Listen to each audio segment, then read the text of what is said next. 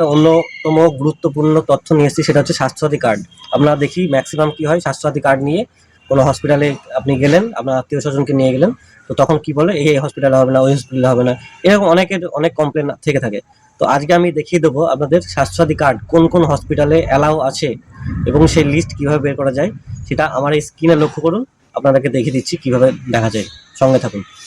তো এর জন্য আপনাকে সর্বপ্রথম আপনার ফোনের গুগল ক্রমে যেতে হবে।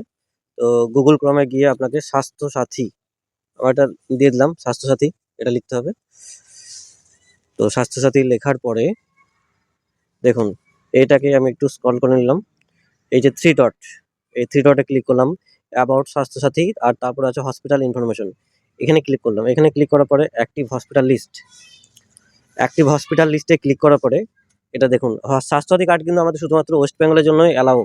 তো সেক্ষেত্রে আমার জেলা, ধরুন আমি নদিয়ায় থাকি, সেই জন্য নদিয়া।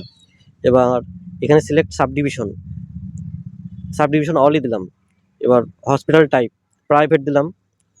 গ্রেড, এবার গ্রেড এ মানে অনেক ভালো যেগুলো, সেক্ষেত্রে আমি এখানে গ্রেড এ দিচ্ছি, সাবমিট। দেখুন আমাদের কি দেখাচ্ছে, কল্যাণী সাব ডিভিশনের আন্ডারে SNR carnival hospital, Minerva hospital DSA, local hospital, Hiramani, Manorama হসপিটেক্স, তারপরে messrs Shiv Shivrati eye care and nursing home. তো এইভাবে আপনি আপনার জেলার নিজস্ব যে স্বাস্থ্যসাথী কার্ডের সঙ্গে টাই আপ আছে তাদের লিস্ট করতে মানে আপনি দেখতে পারবেন, এবং এছাড়া এখানে ডাউনলোডের যে অপশন আছে সেটাও দেখতে পারবেন। তো আশা করছি এই ভিডিও দেখার পরে আর কারো কোনো সমস্যা থাকবে না স্বাস্থ্যসাথী কার্ড কোন কোন হসপিটালে অ্যাপ্লিকেবল আছে সেটা জানতে।